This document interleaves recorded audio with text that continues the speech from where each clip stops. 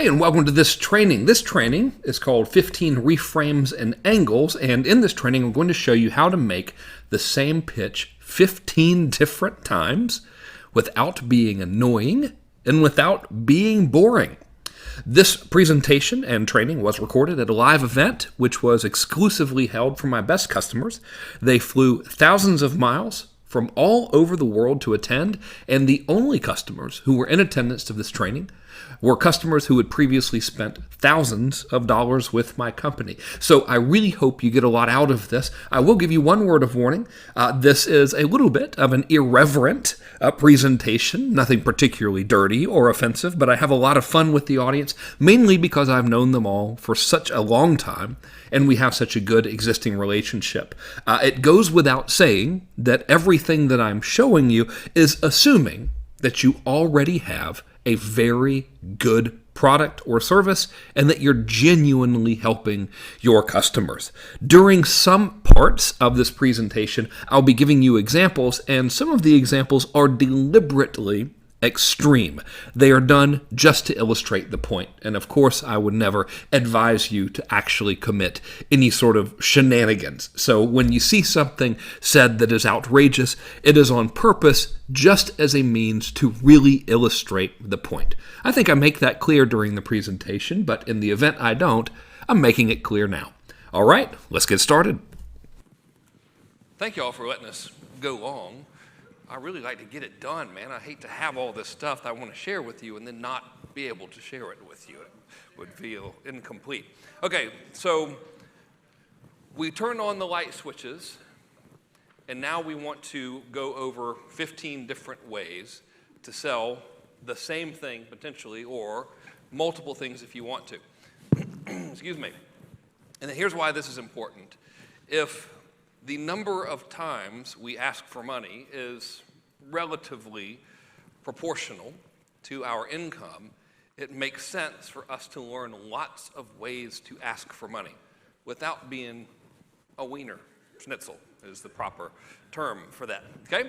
So here they are, 15 ways to say things. The first angle is yay minus boo, right? How to do X without having to do Y. How to lose 35 pounds without having to exercise.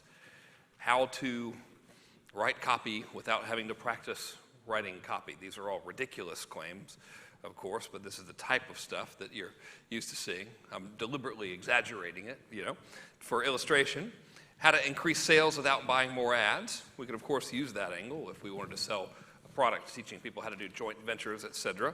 Also, if you wanted to teach people how to do back-end marketing, which just about every one of us does a subpar job of. We're leaving a lot of money on the table by not selling to existing customers, myself including. But that would be one way to do it. How to get more traffic without advertising, perfect for joint ventures, of course. How to earn a degree without going to college. Technically speaking, you could sell distance learning using that if you wanted to. It might be a stretch, so I'm, again, using very dramatic angles for illustration. How to lose 12 pounds without exercising. It's called the stomach flu. All right? I've given you this little vial of saliva. I want you to put it on a cracker. It's going to be amazing after it's over. The second angle is the truth about X, right? Works really, really well. I mean, there's a product that's been going around forever, very, very successful, the truth about abs. Works really, really well. So it's a great attention grabber, because saying the truth about something causes our brains to inherently think we've been missing out on something, which triggers the light switch of mystery and curiosity, right? So wait, well, what is it? In fact, one of our highest open rates is if we would deploy this, if someone had completed a step in one of our funnels and they hadn't submitted an application, they would get an email from someone in my office other than me, and the subject line would be about Frank Kern. And like, I just got, oh, yay. Oh, there's nothing bad. Which, of course, left them fill in their imaginations there. But huge open rates. And, of course, it was, hey, Frank asked me to reach out to you and see if you needed some help. Looks like you watched our stuff, haven't applied for a consultation. We're happy to help you, etc. But I didn't even say the truth about. You just left it out. But about implies there's something that you're missing. The truth about internet marketing, a little bit basic for us because we're veterans. If we weren't, someone who was new, be an appealing headline, an appealing angle. All we're looking for right now is angles, openers to make the sale. All right? The truth about automation, the truth about marriage counseling. That would actually be pretty good, Dana, for you, if there is an angle to be played there, wherever you may be. I can't see anyway. Why do you keep moving? Man. Recon. All right. This is another one. What to do if X, right? So this is, just imagine we're selling the exact same thing. For our main offer is how to write copy real good without having to practice or something. Real good, yes, thank you very much. Just a little subtle irony. How to be good at copying, all right? And so we take a pass at that. We put them through an automated launch at that. They don't buy, right? Then let's just say we have a webinar, The Truth About Writing Copy, okay? You could even have a subtitle, What Professional Copywriters Don't Want You to Know. We're selling the same thing. We're just approaching it from a different angle, all right? Third angle, if they don't buy from that, we release an article or a goodwill campaign. Video number 1 is what to do if your copy's not converting, in parentheses, and you've tried everything, right? Got it. We're still selling the same course. See, most of your competition is going to be saying, buy my stuff, buy my stuff, buy my stuff. You can only say that so many times before they're like, I'm literally going to come through my computer and kill you, okay? So you have to wrap it with different angles of approach. Okay? So, what to do if you get Google slapped? Facebook slap is inevitable. Interestingly enough, I just got a text from Brendan. He's like, dude, I've been strategizing. This isn't just to me, it's to a bunch of guys. And I think we've only got about 8 or 9 months left of this incredible opportunity from Facebook. I have no idea why he thinks that. Could be right, could be wrong. Does it really matter? No. Because the internet's not going away, and if it does, is the mail going away? No. But if it does, is print media going away? No. But if it does, is billboard advertising going away? No. But if it does, is door-to-door selling going away? No. So there's always a way to get money. So all of this scarcity stuff that can freak you out if you see it in advertising, not that he's doing it, shouldn't when it comes to this kind of thing. Okay? What to do if your ads stop working? What to do if people stop buying? Right? What to do if your child has ADHD. Another sub-approach to this is when it makes sense to blank. For Dana, when it makes sense to finally get a divorce. Right? Dana's in the divorce business. Well, that sounds terrible. He's an attorney that specializes in helping couples get divorces without it being too adversarial. So, but when it makes sense to finally get a divorce. Right? When it makes sense to create a family trust. When it makes sense to hire a professional marketing division. All kinds of things. This is a sub-angle of what to do if X, Y, Z. Beautiful, irresistible, rarely seen in any of our marketing, the Great X Hoax. I stole this from, God, it was a swipe. I love to read old swipe files. And I can't remember where I saw this, but it was like, man, this is a wonderful angle, and you could apply it to just about anything. So if there's a common enemy, it's especially good, right? For example, the great medical hoax, how your doctor has been secretly killing you and your family since 1934.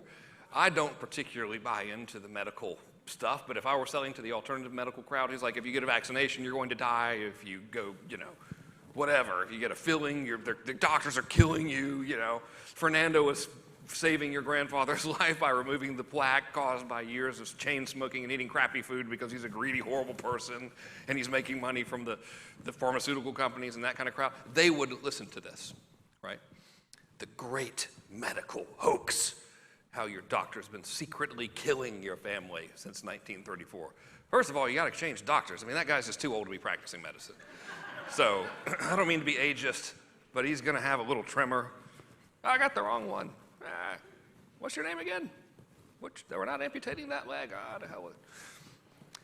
So, for anti-tax people, the great IRS hoax, how the government got away with the crime of the century. This is a make-believe headline. I didn't see it. I'm just pulling it out of my rear. But man, if you're someone who's mad at the IRS, which nobody is, and nor should they be, it's a wonderful organization. Everyone loves them. They're single-handedly keeping our country solvent because our government's too busy being amazing to do that on their own, so they need the help of the IRS, which is perfectly understandable because it's a hard job, right? So it makes sense, For traditional businesses, the great insurance hoax, how millions of Americans are losing a fortune to insurance they don't have to pay. And the market isn't traditional businesses. This is just like Frank, what if you have like a boring business like insurance? This would work. The great Wall Street hoax, how the finance industry has bilked millions of Americans out of their retirement since 1973, and in parentheses, and what you can do to stop it, right? Okay. Angle number 5 is the open letter. Another fantastic angle of approach. Now, we're still selling the same thing, right? So hang on, let me get back here. What were we selling? Copy, right? So we had what to do if people aren't buying, okay? So now for the copy hoax, the great X hoax, what would it be? The great headline hoax, the great test results hoax, the case study hoax, the great advertorial hoax, how headline formulas are killing your response and why unlikely techniques work better than what you've been taught. The great headline hoax might work. A little bit tough for the copy angle, but still, I'm going to try to use all 12, actually I think it's 14, to show you the power of it. So now we've sent them, this is our second video in the Goodwill sequence, right? Their automated launch for how to write copy without trying. Then they went through the automated webinar, which was, I forgot the title of it. Now, Goodwill angle number 1, which was what to do if your copy stops working, and now the great copy hoax, the great headline hoax, how formulaic headlines are killing your response and why unusual headlines often work better. Okay. Well, the open letter. Okay, so if we're selling the copy thing, we could direct the reader. They still haven't bought for whatever miraculous reason. We have no other product. We could send them to, we could send them using a 4-day Cash Machine 2.0 sequence to an open letter to, who's like the super famous copywriter? An open letter to the ghost of Claude Hopkins. And the open letter to the ghost of Claude Hopkins could be apologizing for all of the bad advice all of my competitors, who are also selling copy information, have been giving to fellow advertisers, thus disgracing the legacy he has left behind. We could do that, or we could do an open letter to anyone who seeks to earn more money with better advertising, right? And that could be a more positive spin. That could be a VSL. I would literally say the open letter. So, I mean, you're actually saying an open letter in this one. And if you do like an open letter to a very public person, it's great, okay? So those are 2 examples. Another one, an open letter to marketers who have tried everything and their copy still doesn't convert. For this example, for the copy course, right? An open letter to women who know they deserve a better man. An open letter to all men who want a divorce but are afraid of losing everything. An open letter to all women who know it's time to leave but are afraid of being left behind with nothing. An open letter to all women who have simply had enough, in parentheses, how to know when it's time to get a divorce. You can combine these 2, you see, right? There's no extra charge for this, by the way, counselor. Open letter to the IRS, if you attack an enemy, it can bond the reader to you if you have a common enemy. Open letter to the IRS. Dear IRS, please point to me within the United States Constitution where it says I am legally obligated under penalty of law to pay you a percentage of the money that I earn, that I spend countless hours worrying about getting to provide for me and my family. Please explain to me why it is okay for you to take food off of my children's plates and waste it on bloated salaries and $5,000 toilet seats. Right? I don't know if any of that is true. I'm just sort of winging it. Right? But if we're selling anti-tax stuff, it makes sense, right? I tested this once, an open letter to the idiots, as an email. Open rate was, which actually kind of funny, because I wasn't calling the reader idiots, by the way. I was talking about some mindset or something. This is years ago. Huge response, though. Huge response.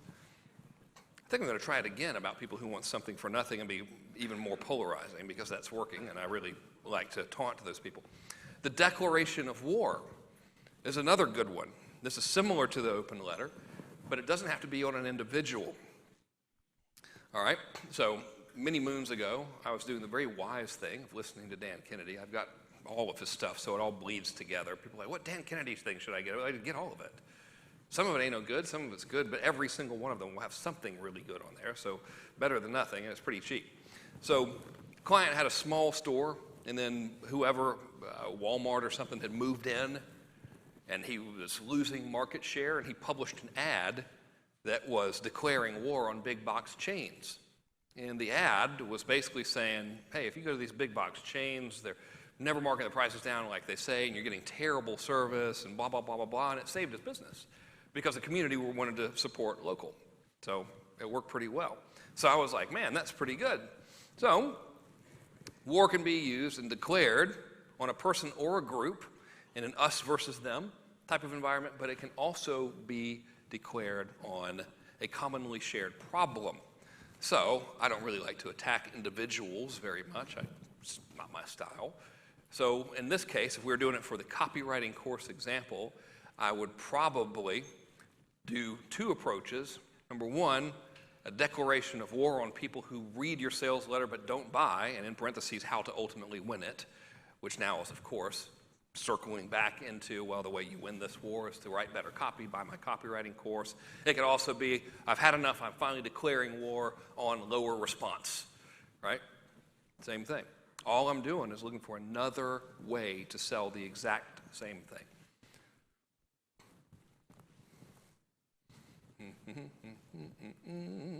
Oh, I like this headline, War. Why nutritionists have finally declared war on Big Pharma. It should come as no surprise that I actually love Big Pharma. All right? If you're tired of being poisoned by Big Pharma while they get rich off your illness, we need to talk, blah, blah, blah. Buy my stuff. The medical cures they don't want you to know, which I think is a real book. Shark cartilage and the like. How many of your patients are saved by the shark cartilage?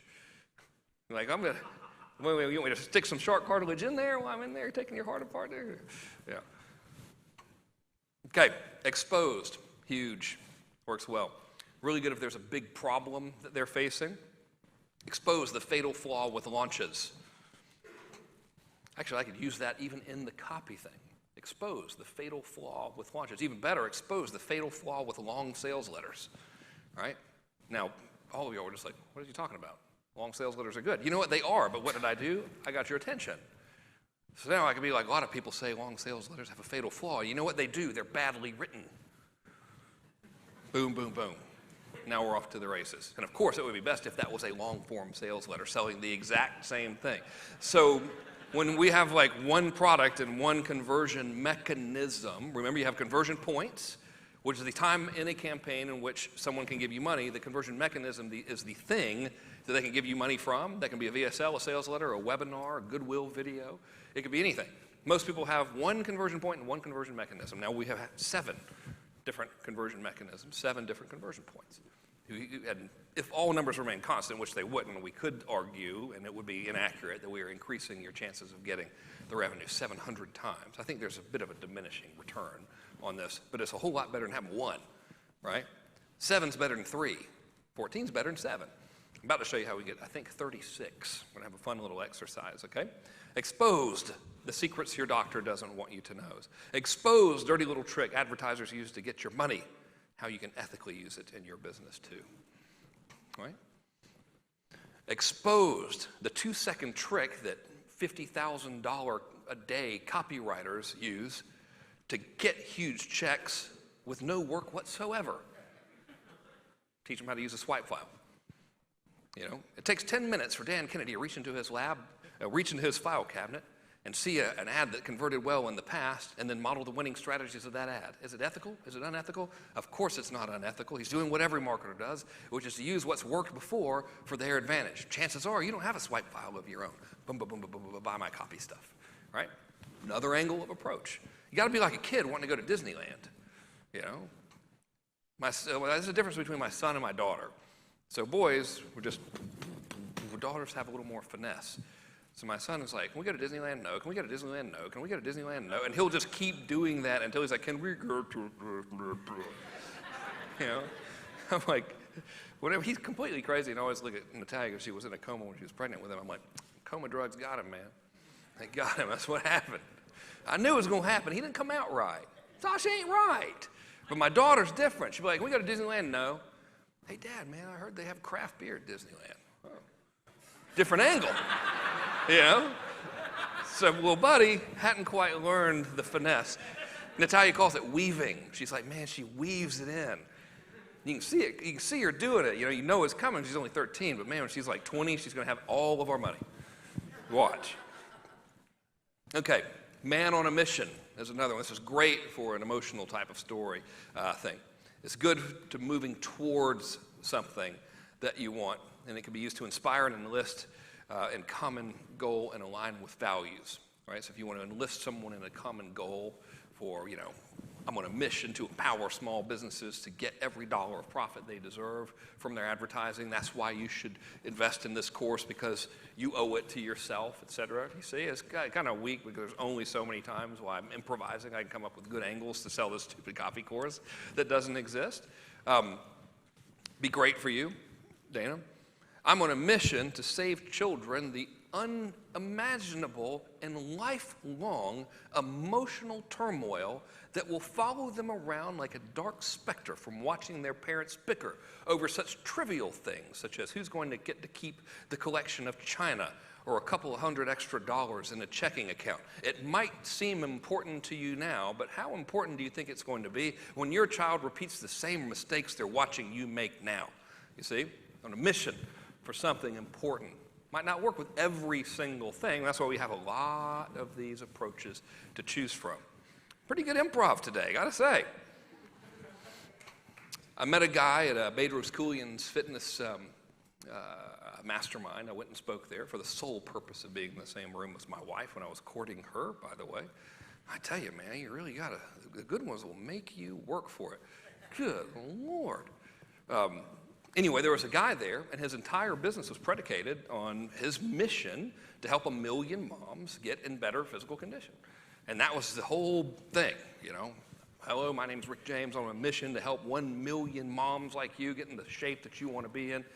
Buy my stuff, right? And he was serious about it, man. He's like, I want to help empower these moms, because moms get sidetracked with raising the kids, which is slightly harder than you think about when you're making them.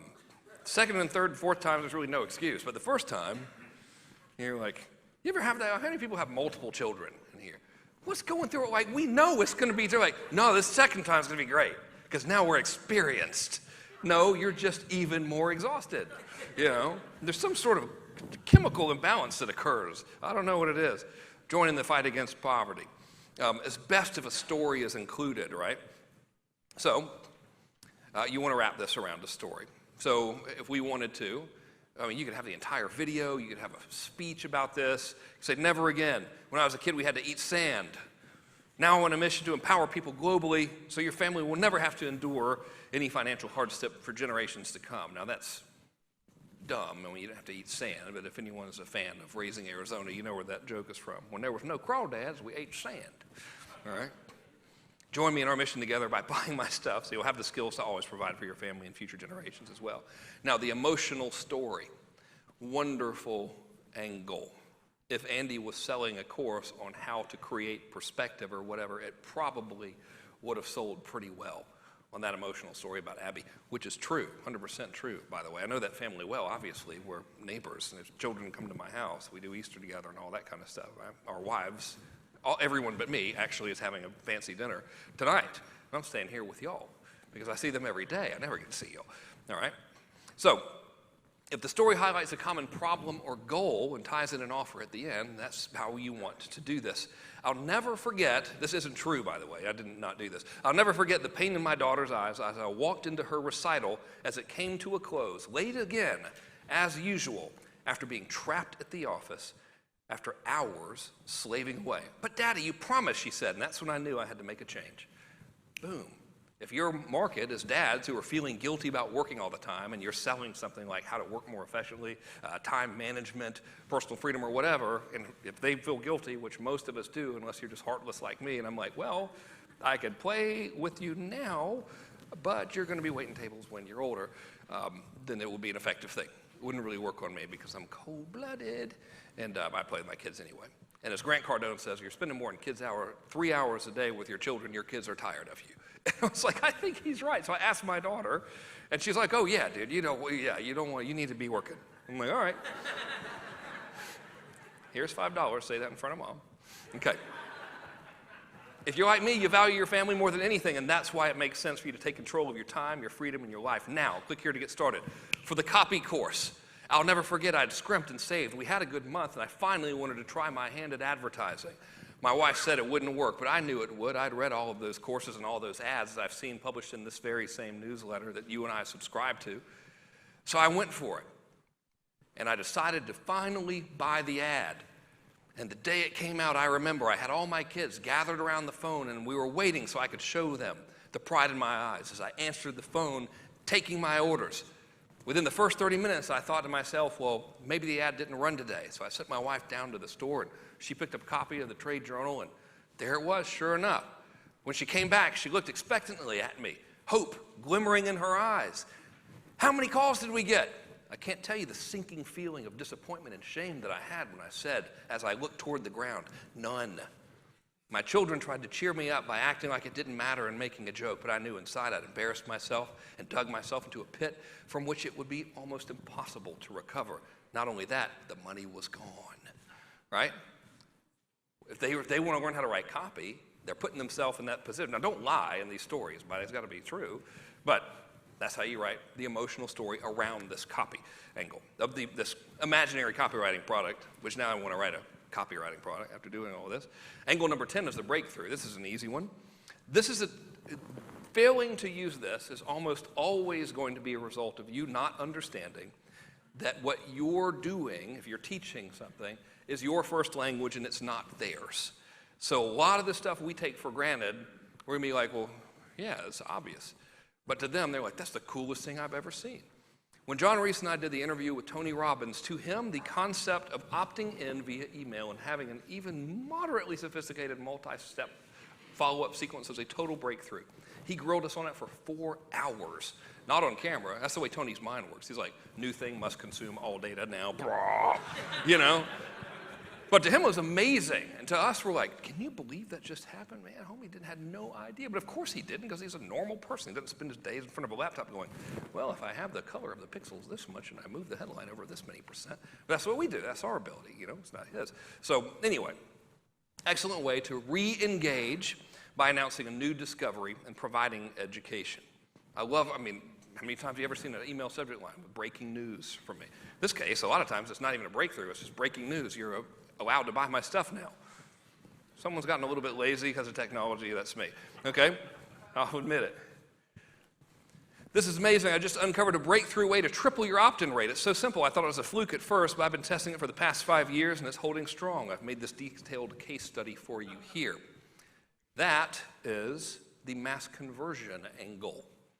I tested this seemingly forgotten advertising technique that I learned from studying a $1 billion swipe file. You remember it? Walked you through the Louis Engel ad from Merrill Lynch and then the David Ogilvy house ads. Breakthrough, what is old is now new again, right? Works pretty well. I could use that very angle to sell the copywriting course. Breakthrough technique discovered in 75-year-old briefcase, right? Dear friend, my grandfather died last year. I was going through his belongings, and I came across a scuffed-up leather briefcase with his initials carved into the top. I opened it up, and inside I found several newspaper clippings about his car dealership, which I found intensely interesting at first, but what really caught my eye was a long advertisement for Merrill Lynch. It seemed like a pretty well-written ad, so I started to research it. Turns out this ad was written by a guy named Louis Engel, and it was responsible almost single-handedly from taking Merrill Lynch from being a really small family office to being the global investment powerhouse that it is. So I became obsessed with how it worked, and I later found out that the same strategy was used by David Ogilvy to build the #1 advertising agency in the world, Ogilvy and Mather, selling multiple billions of dollars of advertising based on this series of ads. I took everything they did, processed it into a simple formula. And here's how that formula works. And if you really want to deploy this formula, buy the copywriting course that I've mentioned to you 9 million times. same product. 10th way we've approached selling the same product. If you're not making the money you want, chances are you ain't swinging the bat enough. They're not going to stop pitching. It's not 3 strikes, you're out. It's keep swinging until you can't swing anymore. Right? We don't have the 3 strikes rule here. We have the keep swinging rule. All right. Angle number 11, mad as hell. Okay? Great way to align against a common enemy or problem or frustration, which can even be a mental state. I'm mad as hell and I won't take it anymore. If you're like me, you're sick and tired of paying more taxes than the average person, only to watch those lazy slobs sit on their asses and collect welfare. That's why we need to take action now. Listen, if you're serious about change, I can maybe help you structure your estate and only pay 20% tax instead of the criminally high 45%. I was wrong there. It's 53 here in California. You're being forced to shell out now. Here's how to find out if I can help you. All right, so that's one way to do it. The mad as hell copy angle.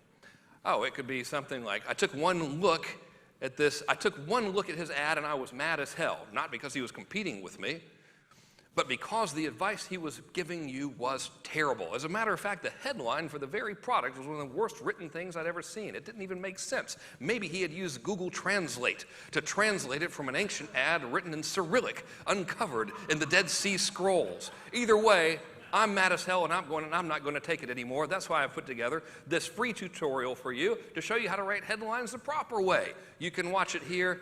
Thus begins 4-Day Cash Machine 2.0 for the very same copywriting course.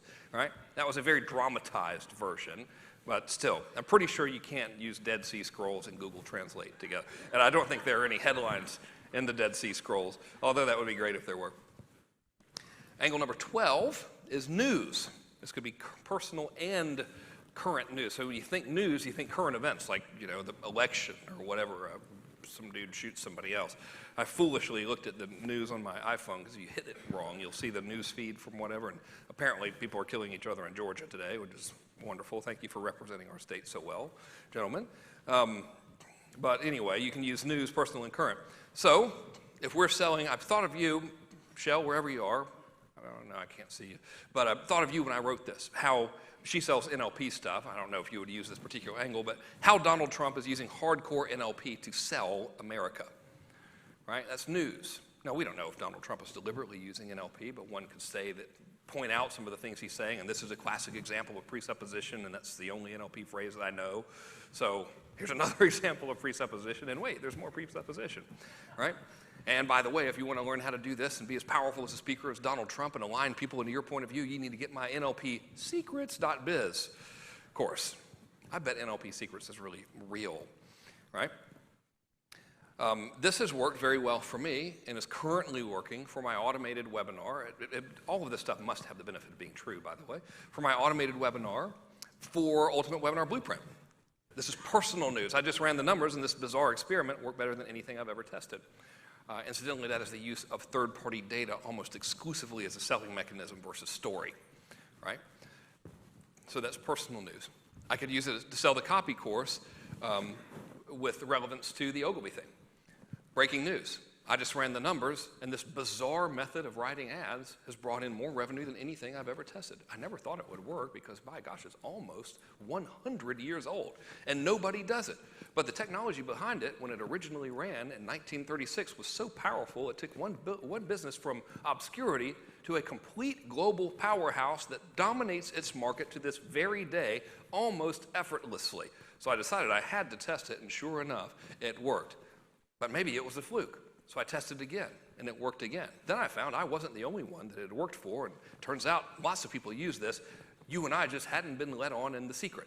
Take case in point, the Ogilvy and Mater, blah, blah, blah, blah, blah, right? And now tying into the copy product. You with me? All right. Ready to buy my own copy product.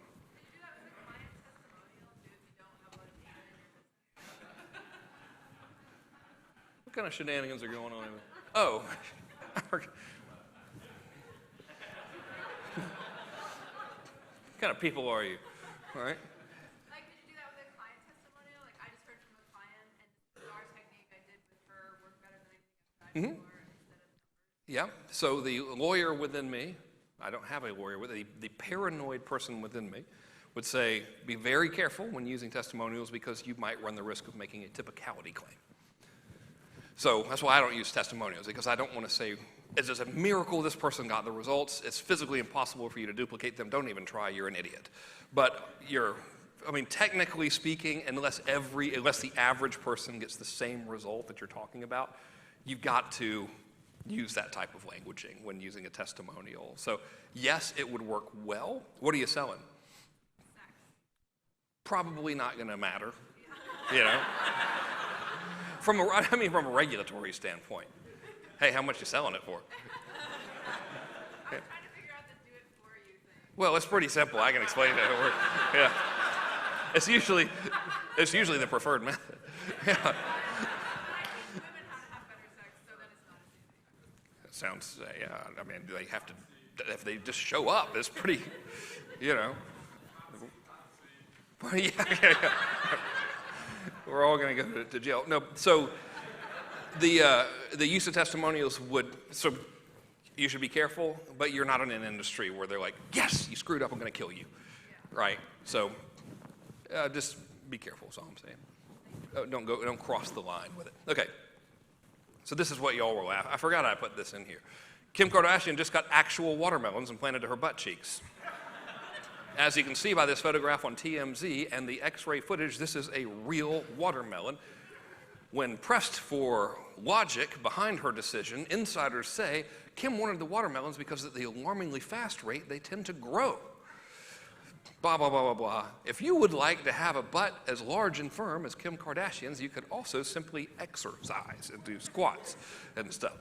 My wife goes crazy. She's like, God, these women are nuts. All they have to do is squat. I'm like, okay. Not going to say anything. I didn't even notice anything about Miss Kardashian's butt, so I don't know what you're talking about, honey. Boy, is it nice outside, though. All right? See, I know. You read the signs. No walking into that one. What do you think about her butt? I mean, do you like that kind of thing? Never noticed, really. What are you talking about? She is naked in that picture. That's disgusting. Yeah. I personally don't. I don't really find her behavior appealing, actually. All right, so angle number 3 is what you don't know. Oh, did we do it for copy? What was the angle? News. Oh, yeah, we did. We did the Ogilvy thing for the copy. Okay. So what you don't know, okay, can also be, and I like this better, what you should not do. The one thing you should never do when making an offer in a sales letter. Jim, you've been reading this for a long time. I know you're not new to the copy game, and you probably think that you're supposed to have a PS at the end of your sales letter. Well, there's one thing you should never do, and I'm here to tell you it is blah, blah, blah, blah, blah. Now, that is not factually accurate. You really should always have a PS in there, okay? What you don't know about actually making your copy convert. Dear Jim, you've heard it all before. You should have a hard-hitting headline. The better the bullets, the better the conversion. The more bullets, the greater the desire. The greater the curiosity, the higher the conversion rate. But what you don't know is there's a simple 3-step process you can do in the PS that can cause your sales to double almost overnight if done correctly. Results not typical. Please don't buy anything, right? Here's what it is, blah, blah, blah. Here's why you should buy my copy course, okay? What they don't teach you in law school, if we were selling marketing to lawyers, this would work. Well, you'd have to support it with more stuff, obviously. Even the biggest firms don't know about getting more clients. What even the biggest firms don't know. So what you don't know about. This is straight from Brian Kurtz. I don't know if Brian wrote this particular book. Y'all know Brian Kurtz, real smart guy. I get the two confused, Agora and Boardroom. He ran one of them recently, retired. Going to Paris with him soon, can't wait. Super cool fellow. And I was so intrigued by this that I asked him personally what it was. I was like, Brian, what is the number one thing to never eat on an airplane? And he looks at me, stone face. He goes, everything.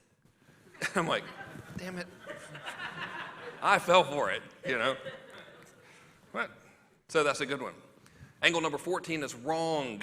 Everything you've been taught about writing sales letters is wrong.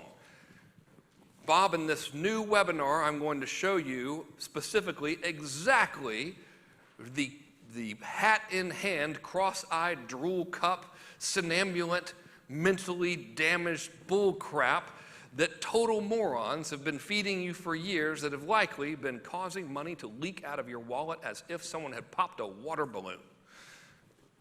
Everything you've learned is wrong, right? I mean, that's a little bit over the top, but we're on angle 14. I'm really trying to do it, you know? Everything your parents taught you about money is wrong, which is likely true in most cases. Everything you've learned about marketing is dead wrong, which is likely true in most cases. Again, I'm telling you, all you guys who help people with marketing, you don't understand what you know, right? The rest of the world does not know what you're like. Yeah, I just want to get my name out there, so I done bought me a bus bench ad, and it's got my face on it and the slogan, but I put my phone number on there, so it's going to work, right?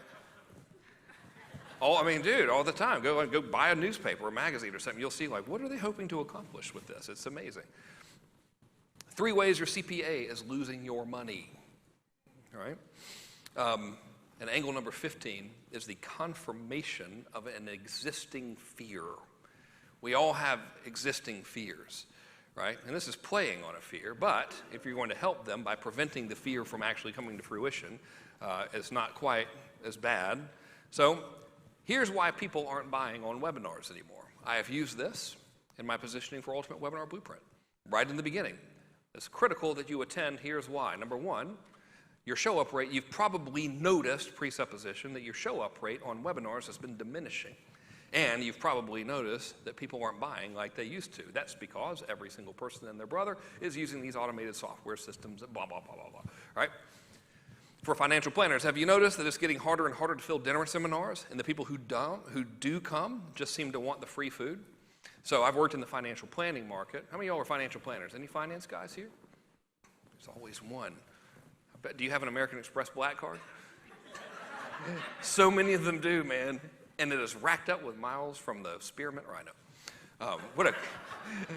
They are so crazy. As a general rule, the financial advisor industry are just partiers like mad, which is naturally why I enjoyed working with them so much.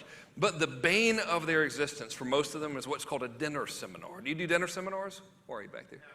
You've done them? You stopped doing them because you hated them? Yeah. Yeah, exactly. All right, so they're like, man, I'm sending this direct mail and I'm doing these dinner seminars where you send basically mail to a bunch of old people and then you feed them like Ruth Chris Steakhouse, and you get up there at the end of the dinner and you say, here's how to protect your retirement. Talk to me if you want me to be your financial planner guy. It can actually work pretty well, but they all hate doing it. They hate it. It's like that's their number one thing. So if we confirm an existing fear that this thing that they hate isn't working anymore, we've got their attention. They can be made to work actually quite well. All right, so for lawyers, if it seems like fewer and fewer people are calling from your TV ads, that's because your suspicion was correct. TV doesn't work anymore. It doesn't really work well if we're selling direct mail or something against television, right? Or if we just want to tell them how to fix the TV. In this case, lawyer copy TV ad secrets 2000.biz. Got to have the .biz extension or else no one's going to take you seriously. They're not going to know it's a business. They're going to think it's your hobby. That's why you have a .biz extension. So that's who that would work for. So if we're selling copywriting, we would say something like, you're right, long copy really is dead.